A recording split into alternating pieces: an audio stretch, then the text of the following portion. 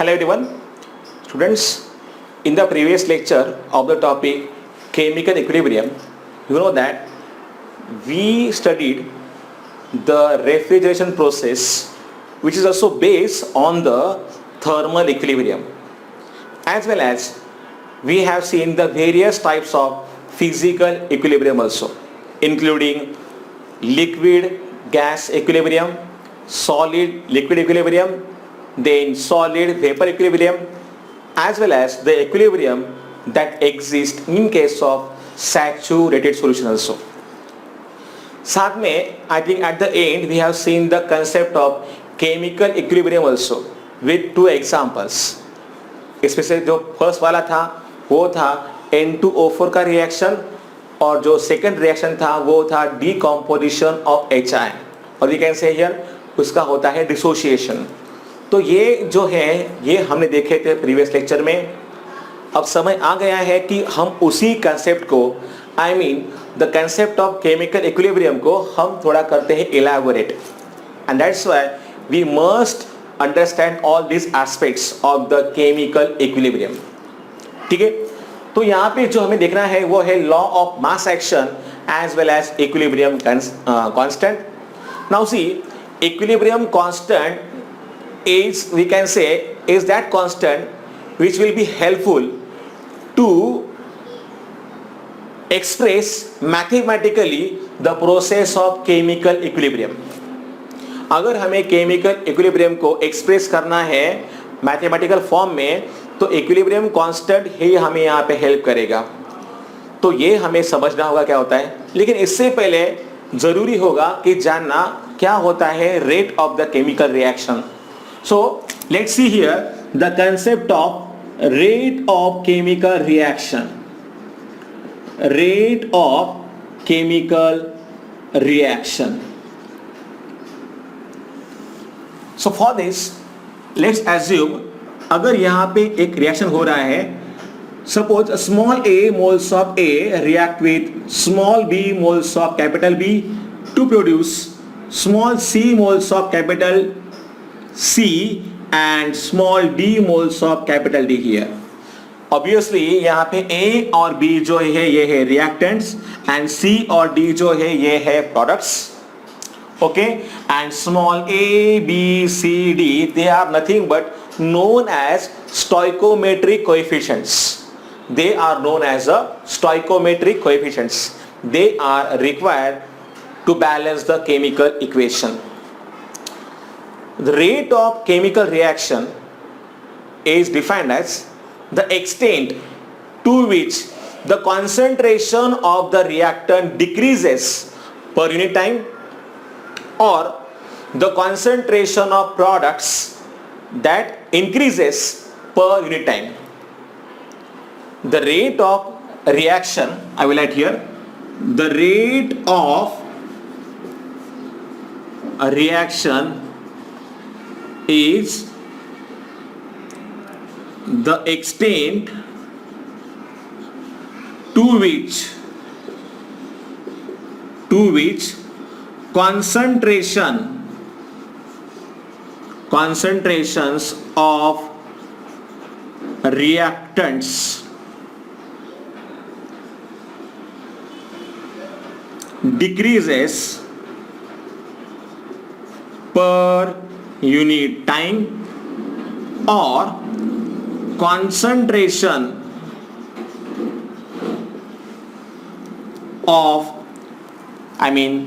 or the extent, okay, the extent to which the concentrations of products increases per unit time. देखिए, क्योंकि जब भी यहाँ पे A और B हम लोग लेंगे in the close vessel, eight the start concentration of A and B will be maximum. तो मुझे अगर यहाँ पे लिखना है रेट ऑफ केमिकल रिएक्शन को, आई मीन ग्राफिकली फॉर्म में, तो रेट ऑफ रिएक्शन में लिखता हूं, चलिए इस तरफ, on the y-axis and here I will mention the time.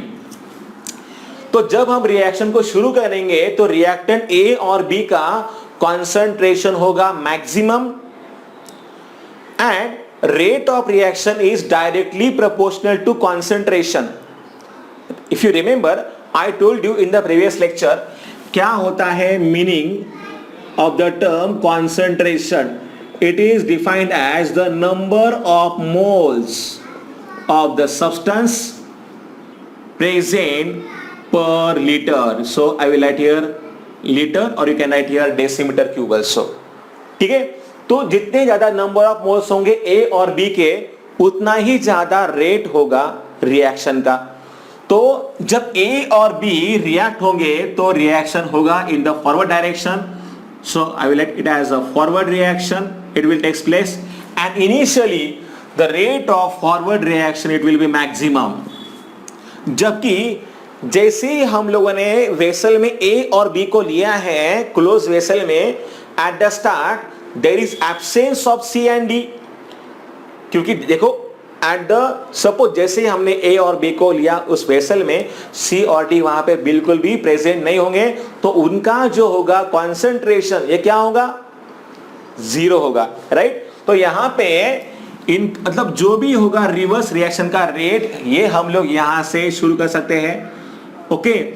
तो now see when the reactant A and B they will react together, they will produce C and D. That's why at the start rate of the forward reaction it will be maximum and it will slowly goes on decreasing and then we can get here the equilibrium. ठीक है. तो ये है मैं लिखूंगा forward reaction के लिए. So I will write it as rate of forward reaction. ठीक है. जबकि जब यहाँ पे हम लोग रिएक्शन शुरू करेंगे तो सी और डी नहीं होगा प्रेजेंट, तो उनका जो रेट होगा ये क्या होगा, बिल्कुल जीरो होगा. And slowly there is a formation of C and D will takes place. तो जैसे ही सी और डी यहाँ पे फॉर्म होंगे वो रिएक्ट होंगे और हमें ए और बी वापस मिलेगा. रिवर्स रिएक्शन का जो यहाँ पे रेट होगा ये धीरे धीरे जीरो से लेकर बढ़ने लगेगा and then we are getting the type of the curve here. Now see, look at this. ये क्या है, ये है रेट ऑफ फॉरवर्ड रिएक्शन और ये क्या है, ये है रेट ऑफ रिवर्स रिएक्शन. और देखिए जब एक वक्त ऐसा आएगा यहाँ पे rate of forward reaction will be equal to rate of reverse reaction होगा. At that time we can say that chemical equilibrium state is reached. See, I told you in the previous lecture also, when the rate of forward reaction will be equal to rate of the reverse reaction and the concentrations of the reactants and products, they will be constant or will not change with the time. At that stage we can say that we are getting here chemical equilibrium. तो rate of reaction को अगर मुझे लिखना है reactant के form में तो I will write here rate of reaction is equal to, yes क्या आएगा यहाँ पे, is equal to decrease in the concentration of the reactant for the given time interval, जो कि मैं यहाँ पे लिखता हूं dt. अगर मुझे लिखना है प्रोडक्ट के फॉर्म में तो मैं यहाँ पे लिखूंगा plus D of the product, I mean decrease in the increase in the concentration of product upon the given time interval, ये रहेगा यहाँ पे dt. तो रेट ऑफ रिएक्शन अगर आप यहाँ पे देखोगे तो मैंने यहाँ पे लिखा है minus sign. Can you tell me why I had given here the negative sign? Yes, the reason is very simple. As the time will progress, the concentration of the reactant it will go on decreasing. तो negative sign हमें यहाँ पे यही दिखाएगा कि as the time will progress, the concentration of the reactant it will decrease and the concentration of the product it will go on increase. Okay? लेकिन जब भी हमें यहाँ पे मिलेगा equilibrium, at that time the molar concentration of A then molar concentrations of the B, molar concentration of C as well as molar concentration of D, it will remain constant, and these constants, I mean these concentrations, we are called it as equilibrium concentrations, जो कि बिल्कुल एक fix value लेंगे। अगर आपको याद होगा कि पिछले लेक्चर में हमने देखा था N2O4 का जब होगा रिएक्शन तो वो देता है ट्वाइस NO2, और एक वक्त आने के बाद, या फिर हमने और एक एग्जांपल देखा था HI का, when HI is get decompose और dissociate to produce, HI होता है गैसियस स्टेट में, it's obviously colorless gas, तो प्रोड्यूस करेगा H2 gaseous as well as I2 gaseous। At the start जब हम यहाँ पे देखेंगे क्या होता है रिएक्शन वेसल में, तो जो होता है कलरलेस गैस, इससे आपको क्या मिलेगा, धीरे धीरे आपको वॉयलेट कलर के वेपर्स मिलेंगे आयोडीन के, but after some time you are getting the intensity of the violet colour decrease, and और कुछ समय बाद आपको दिखाई देगा कि रिएक्शन वेसल को जब हम यहाँ पे करेंगे एनालाइज, तो हमें समझ में आएगा कि इस वेसल में HI, H2 और I2 इन तीनों का कॉन्सेंट्रेशन बिल्कुल फिक्स हो जाएगा, that is called as equilibrium concentrations. तो ठीक इसी तरीके से इनके जो रहेंगे equilibrium concentrations, they will be taking constant values, they will not change with the time, and that moment we can say chemical equilibrium is reached। ठीक है, तो ये है rate of chemical reaction। So rate of chemical reaction is defined as the change in the concentration of the reactant or product per unit time। Okay, so I will write here the definition of chemical equilibrium।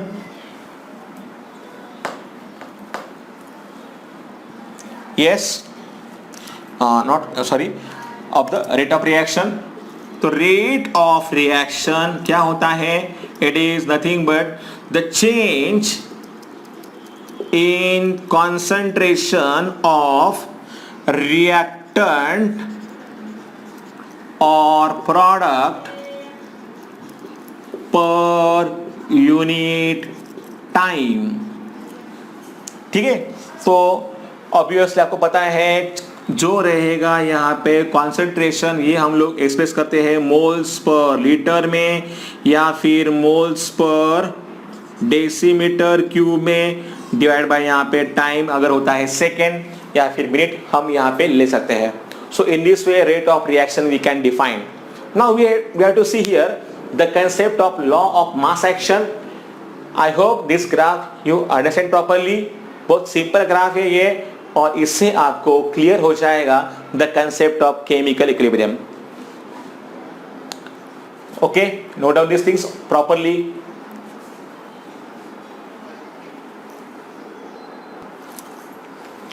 Now let's see here what is the law of mass action as well as the concept of equilibrium constant. Now the statement of law of mass action.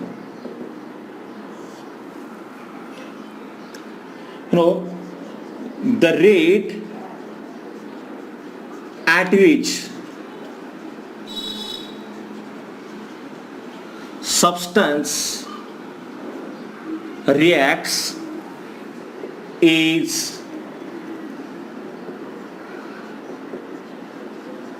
directly proportional to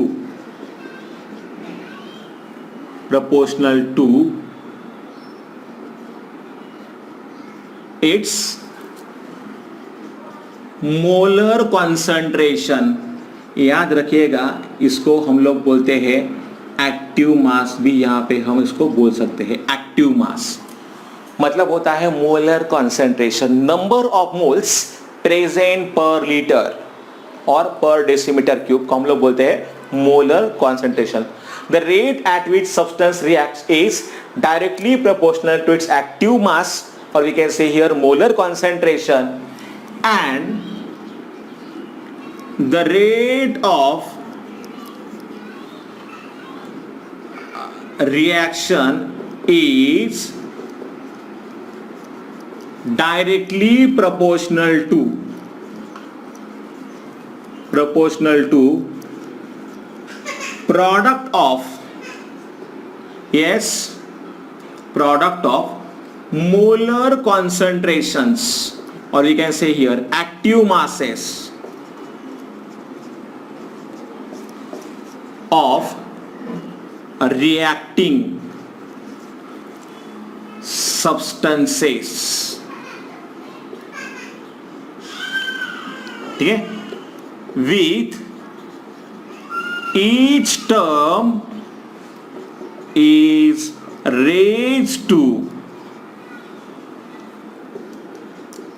suitable power given in the suitable power के यहां पे मैं लिखना चाहूंगा each term is raised to suitable stoichiometric coefficient ना, suitable stoichiometric coefficient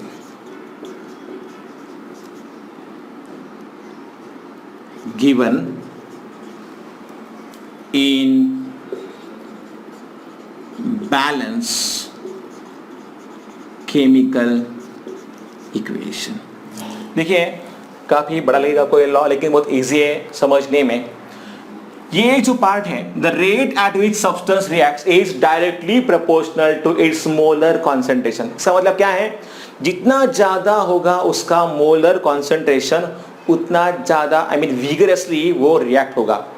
ठीक है, and the rate of the reaction is directly proportional to the product of molar concentrations of the reacting substances with each active mass term is raised to suitable stoichiometric coefficient given in the balanced chemical equation. मैं आपको एक example के जरिए इसका बताऊंगा. A moles of A suppose react with B moles of B to produce small c moles of C and small c moles of D. ये है, imagine करो कि हाइपोथेटिकल केमिकल इक्विलिब्रियम का कोई रिएक्शन है, इट्स इमेजिनरी. तो मुझे अगर यहां पे लिखना है रेट ऑफ फॉरवर्ड रिएक्शन, तो रेट ऑफ फॉरवर्ड रिएक्शन अगर मुझे यहां पे लिखना है तो इसके लिए मैं सिंबल दूंगा RF. So rate of forward reaction is, I will write here, directly proportional to molar concentration of A. मतलब एक्टिव मास. मोलर कॉन्सेंट्रेशन का जो मतलब है number of moles present per litre. जितने ज्यादा नंबर ऑफ मोल्स होंगे एक litre में उतना ज्यादा रहेगा कॉन्सेंट्रेशन. आप अगर यहाँ पे देखोगे तो in the given equation small a is given as a stoichiometric coefficient, तो ये जाएगा पावर पे. दूसरा जो यहाँ पे रिएक्टेंट है वो है रिएक्टेंट B, इसका है स्मॉल b. सो अगर आपको याद होगा तो ये साइन हम यहाँ पे निकालेंगे और फिर तो यहाँ पे हम लोग लेंगे कांस्टेंट. तो K we have to write here, मैं यहाँ पे लिखता हूँ KF, molar concentration of A into that of the B. इस तरीके से मुझे फॉरवर्ड रिएक्शन को लिखना होगा. So the rate of forward reaction is equal to, yes, molar concentration of A raise to A into molar concentration of B raise to small b. इन दोनों का जो है प्रोडक्ट, ये रेट ऑफ फॉरवर्ड रिएक्शन के directly proportional होगा. लेकिन अगर आप देखोगे तो ये है इनके स्टोइकोमेट्रिक कोएफिशिएंट्स. अगर आप इसको मैच करोगे तो आपको समझ में आएगा ये लॉ ऑफ मास एक्शन क्या होता है. चलिए इसी को आगे मैं लिखता हूं, for rate of reverse reaction. Rate of reverse reaction को अगर मुझे लिखना है तो मैं इसके लिए सिंबल देना चाहूंगा RR. ठीक है, is directly proportional to molar concentration of C raise to small c into D raise to small d. Isn't it? तो चलिए मैं इस साइन को निकाल देता हूं यहां पे और मैं यहां पे लिखूंगा KR and then because K is nothing but here constant of proportionality. So KF यहाँ पे क्या है, KF is nothing but the constant of proportionality for the forward reaction, और यहाँ पे क्या है, it is again the same but only for the reverse reaction. तो molar concentration of C raise to small c into that of the D raise to small d, ये है rate of the reverse reaction. इस equation को मैं लिखता हूं equation number 2. ठीक है. As you know, the definition of chemical equilibrium, it is the state at which the rate of forward reaction is equal to rate of the reverse reaction. So I will write, but at equilibrium क्या आएगा, rate of forward reaction is equal to rate of reverse reaction. That's why RF is equal to RR from equation 1 and 2. What we can write here, tell me. तो जो है RF, उसका value यहाँ पे क्या लिखा है हम लोगों ने, KF into molar concentration of A raised to small a, then B raised to small b is equal to KR, C raised to small c and D raised to small d. Okay, therefore चलिए मैं एक काम करता हूँ, ये KR जो है लाता हूँ इस तरफ. सो KF upon KR at the same time molar concentration of C raised to small c into D raised to small d upon ये A और B को मैं लाता हूँ नीचे, तो A raised to small a and into B raised to small b. KF and KR जो कि है कांस्टेंट्स, तो इनका जो रेशो है ये क्या रहेगा, it will be again constant. तो मैं इसको लिखता हूँ KC, क्योंकि हमें चाहिए इक्विलिब्रियम कांस्टेंट, इसीलिए the division of the two constant values, it will be again one more constant. That's why यहाँ पे KF और KR का जो वैल्यू है यह है KC. molar concentration of C raised to small c into that of the D raised to small d upon molar concentration of A raised to small a and B raised to small b. This is nothing but known as the expression of equilibrium constant. इसके लिए जो हम लोग यहाँ पे symbol use करेंगे ये है KC. K is constant and C for the concentration terms we are using here, इसलिए हमने इसको लिखा है KC. अगर मुझे डिफाइन करना है इक्विलिब्रियम कांस्टेंट को, yes, it is defined as, equilibrium constant is defined as the ratio of, दिख रहा है ना रेशियो आपको, the ratio of, yes, product of molar concentrations of the product to the product of molar concentrations of the reactant, with each term is raised to suitable stoichiometric coefficient given in the balanced chemical equation. So equilibrium constant,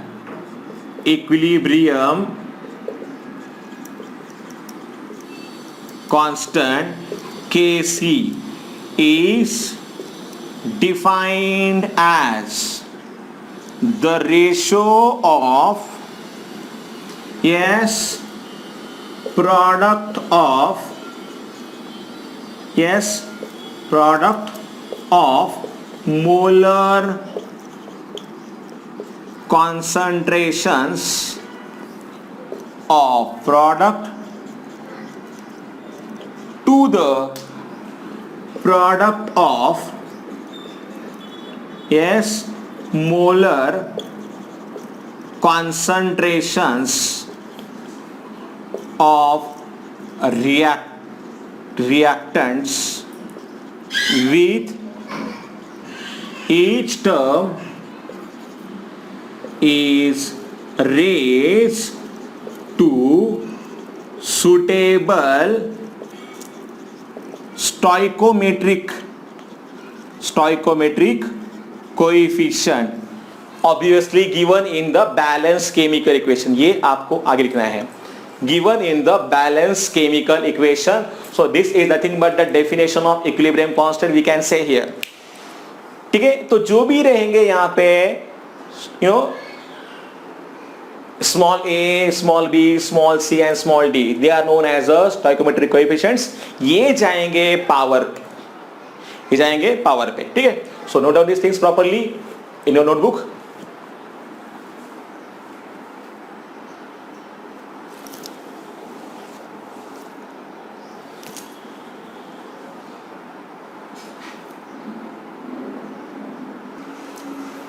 Now let's see the characteristics of equilibrium constant. It's an important topic. The value of equilibrium constant. देखिए इसे हम लोग यहाँ पे जो symbol दे रहे थे वो है Kc, equilibrium constant. The value of equilibrium constant Kc depends on the temperature. ये सिर्फ और सिर्फ डिपेंड करता है टेम्परेचर के ऊपर. ठीक है, the change in the concentration of reactant, product, pressure and volume cannot alter the magnitude of equilibrium constant. अगर हमने यहाँ पे प्रेशर चेंज किया या फिर वॉल्यूम चेंज किया या फिर कॉन्सेंट्रेशंस को बदल दिया रिएक्टेंट के या फिर प्रोडक्ट के, फिर भी यहाँ पे Kc के वैल्यू पर कोई भी फर्क नहीं पड़ेगा. Kc और Kp, अभी Kp क्या है I will tell you shortly. ठीक है, now the next point is here, a catalyst does not affect the value of equilibrium constant. क्या आपको पता है what is the meaning of the term catalyst here? It is that substance which can increase the rate of the chemical reaction. Catalyst is the substance which can increase the rate of the chemical reaction. Okay, you know most probably ये क्या करता है, reaction के path को change करेगा और reaction faster rate में occur मतलब होगा.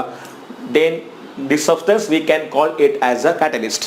But even the presence of catalyst will not change the value of equilibrium constant. That we have to understand. Then the next point is here, the value of equilibrium constant do not have units. अगर हम यहाँ पे देखेंगे, it's a ratio of two similar quantities. तो जो ऊपर होगा वो नीचे भी होगा, तो अपने आप क्या हो जाएगा, वो जो रहेंगे यूनिट्स वो हो जाएंगे कैंसल. इसीलिए generally the value of equilibrium constant it will not have any unit because it's a ratio. Both the units will get cancel at the denominator or as well as at the numerator also.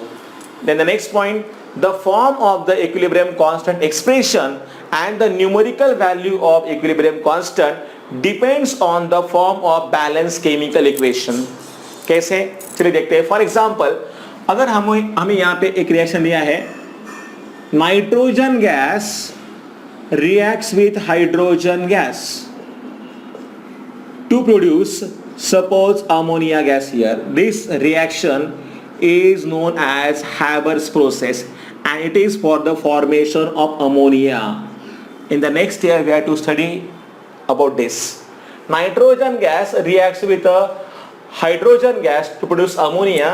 तो इस reaction के लिए अगर मुझे लिखना है क्या है Kc का value, then I will write here molar concentration of ammonia raised to 2 divided by molar concentration of N2 into molar concentration of H2 raised to 3 as per the law of mass action. हम इस equation को लिख सकते हैं. Okay, देखिए equilibrium अगर हमें मिलेगा तो वो दोनों तरफ से मिल सकता है. I mean from the forward direction also and from the reverse direction also. तो अगर इसी रिएक्शन को मैंने लिखा उल्टा, like you know twice NH3 का मैंने किया यहाँ पे डिसोसिएशन और कैसे डिकम्पोजिशन, यहाँ पे N2 गैस क्या यहाँ पे प्रोड्यूस होगा, थ्राइस H2 गैस. ठीक है, if we apply the law of mass action and here I will write here Kc dash. ठीक है, क्योंकि मैंने अभी रिएक्शन को यहाँ पे रिवर्स कर दिया है. Then the equation I will write here molar concentration of N2 upon molar concentration of H2 raised to 3 divided by molar concentration of ammonia raised to 2. This will be the equation number 2. If you see properly equation number 1 and equation number 2, then from equation 1 and 2 we can write Kc is equal to 1 upon K dash C. So Kc is inverse of Kc dash. ठीक है, so in this way we can say, so ये depend करता है कि form of the equation कौन सा है और उस फॉर्म पर, मतलब उस फॉर्म के ऊपर ये जो है इक्विलिब्रियम कांस्टेंट एक्सप्रेशन का फॉर्म डिपेंड करता है, एज वेल एज उसका न्यूमेरिकल वैल्यू भी डिपेंड करता है बैलेंस केमिकल इक्वेशन के ऊपर. ठीक है, so note down this things properly.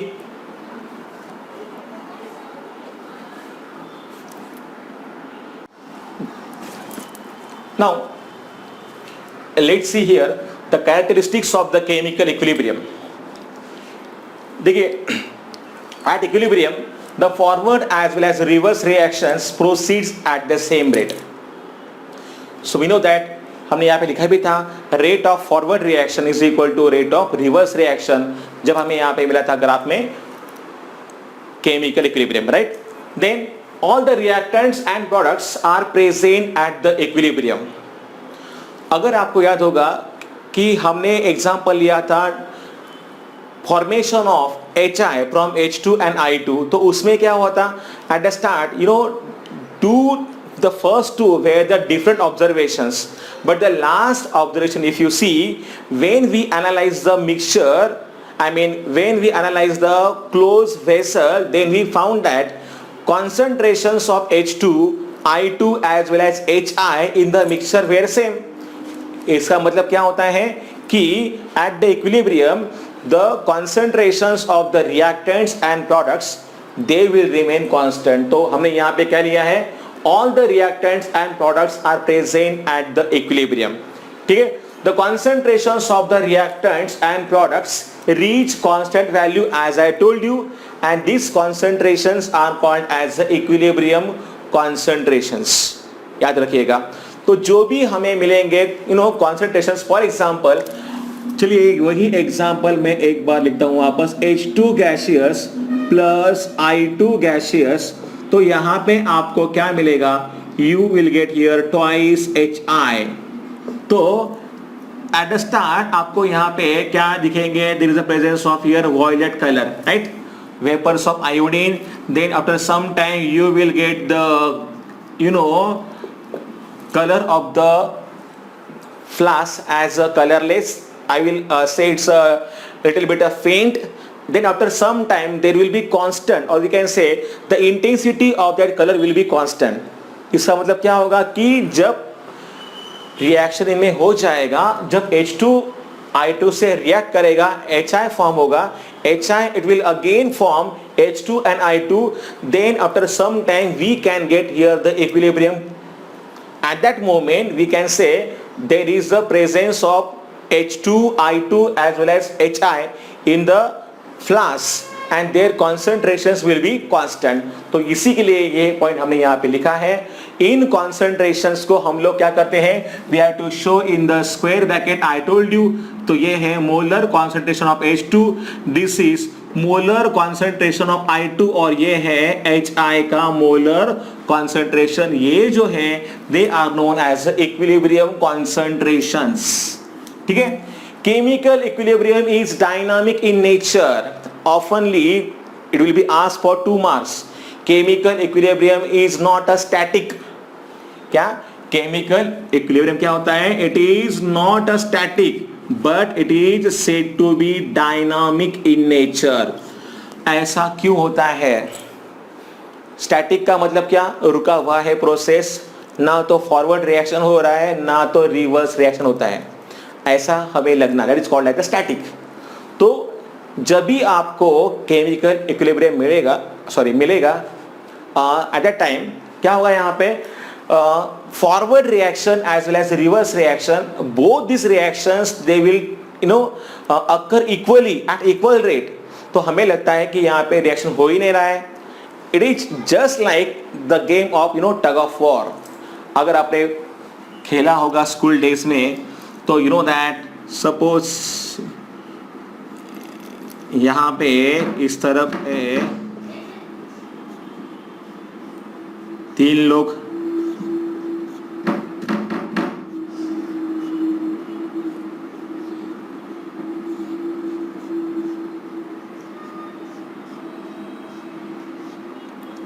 ठीक है, और ये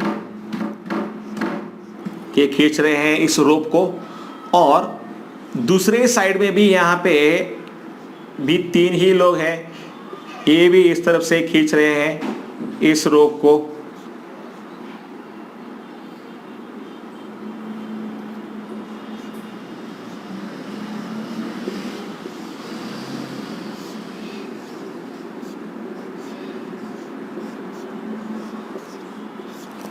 कैन यू इमेजिन, अगर ये 3 लोग हैं, ये खींच रहे हैं रोप को, और इस तरह भी अगर 3 लोग हैं, then this rope it will have the constant position. ऐसा लगता है हमें कि ये रोप कोई खींच ही नहीं रहा है, it is at a stable position. तो हमें लगता है कि यहाँ पे कोई भी फोर्स नहीं लग रहा है, but actually it is not like that. If the forces, इस तरफ के जो ये 3 लोग हैं और ये 3 लोग, अगर दोनों भी इक्वल रेट से उस रोप को खींचेंगे अपनी तरफ, तो ये जो है रोप ये स्टेबल रहेगा अपनी जगह पर. Okay, it is just like the concept of equilibrium. We can say क्या होता है, the rate of forward reaction is exactly equal to the rate of reverse reaction. दोनों तरफ से यहाँ पे रिएक्शन प्रोसीड हो रहा है, फॉरवर्ड रिएक्शन से भी, मतलब from the forward direction as well as from the reverse direction अगर होता है रिएक्शन प्रोसीड, तो हमें क्या लगता है कि reaction is stop, it is the static. But it is not like that. Chemical equilibrium is always dynamic in nature, means it occurs in both the directions with the equal rates.